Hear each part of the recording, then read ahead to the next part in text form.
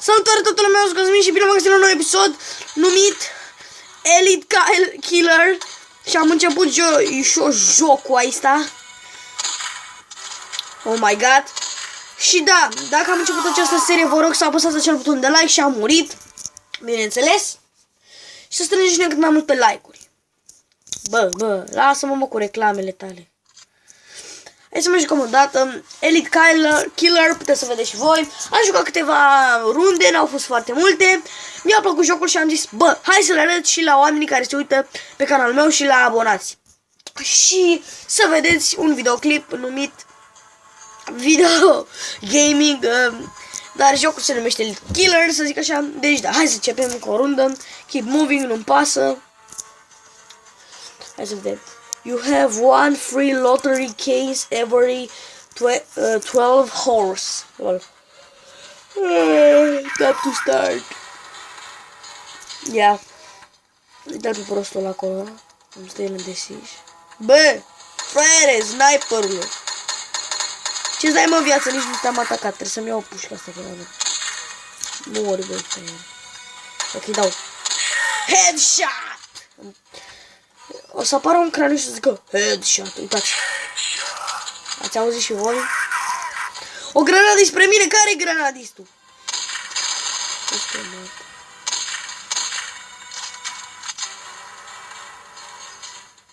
Fraiere! Haide mă, dă-ți-i la headshot. Headshot! Mamă, ce-mi place când zice sniper, fraier. O, dacă-ți vin, mă, le dau headshot la toți. Erai, mama. Nu! L-am văzut când a dat, fratele meu, bă, perturbatule. Perfect! Hai mai încerc o dată. Fira el să fie, bă, băiete, bă! Mă omoară într-una, doamne! Bă, stai, mă, cât de data salvați! Firai, mama! Firai, mama! Ok? Start! Go upgrade! Hai, mă, să o upgradăm! Hai să vedem!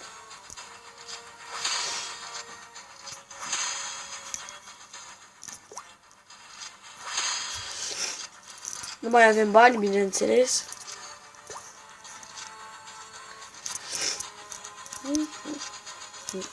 Ne-am upgradat și noi arma, lasă-mă în pace că mi-am upgradat-o la maxim. Ok? Haide, boss, haide, boss, haide, boss, haide, boss, haide. Mai lasă-mă în pace, bă. Imediat, nu trebuie să-mi zică. Enervant când zice la go. Și măcar a început jocul.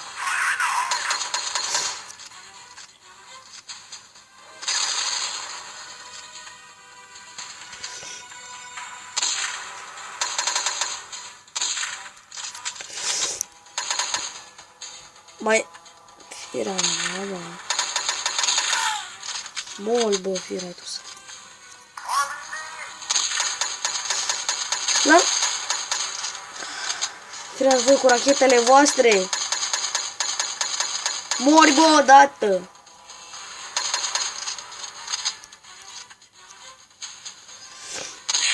Headshot. Îmi place la nebunie chestia asta.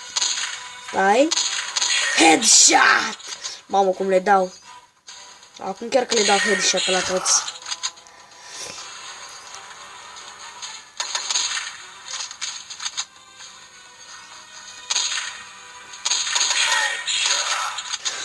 Mai am puțină! Haide!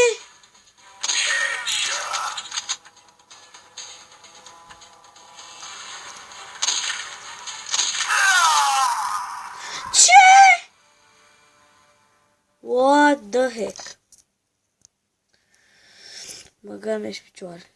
Fratele meu, cum mă neucesc ăștia, bă, băiete, bă.